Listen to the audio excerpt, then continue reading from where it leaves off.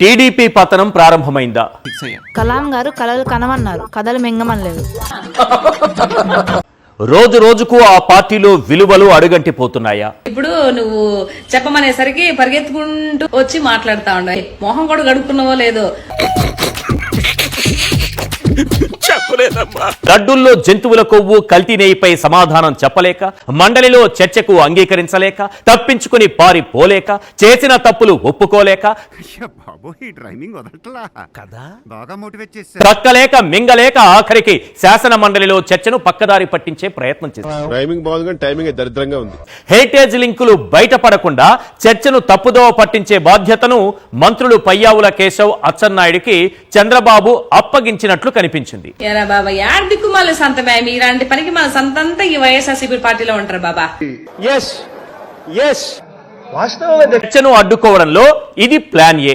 ఇక plan below భాగంగా అచ్చెన్నాయుడు ఏకంగా శాసన మండలి చైర్మన్ ను అవమానించేలా మాట్లాడారు. వాడు ఏమైనా దొంగతనాలు చేసుకున్నాడా నీకులాగా? వాడు చేసిన సహాయానికి నిలువెత్తు దండేసి దండం పెట్టుకోవాలి. శాసన మండలిలో చరిత్రలో ఏ సభ్యుడు మాట్లాడని విధంగా దిగజారి మాట్లాడారు.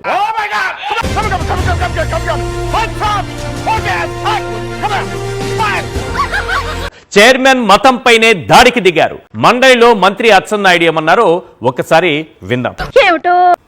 మీరు క్రిస్టియను, ఆయన క్రిస్టియను. జగన్మోహన్ రెడ్డి నామధేయస్య భారతీ నామధేయాయ. సిగ్గున్నా ఉండాలండి, సిగ్గుండాలా? ఎట్లా పని చేసావు ముఖ్యమంత్రి గారు? రాజశేఖర రెడ్డి గారు కూడా క్రిస్టియనే కదా, రాజశేఖర రెడ్డి గారు కూడా క్రిస్టియనే కదా, జగన్ కూడా అదే పాటిస్తున్నాడు. తల్లి నీకు దండం అమ్మా, నువ్వెక్కడ దొరికావే నాకు? నన్ను క్రిస్టియన్ అంటే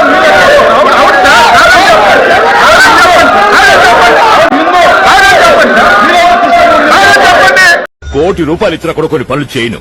వాటిలో మొదటి పని ఇదే. చెప్పండి సార్,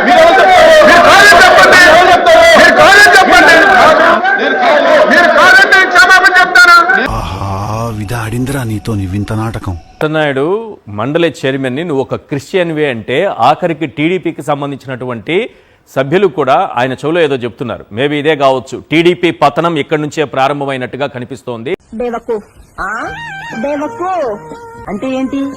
ఏమోలే, హమ్ జావుకు, థ్యాంక్ యూ, హమ్ జావుకు, అచ్చా జావుకు, అచ్చా జావుకు.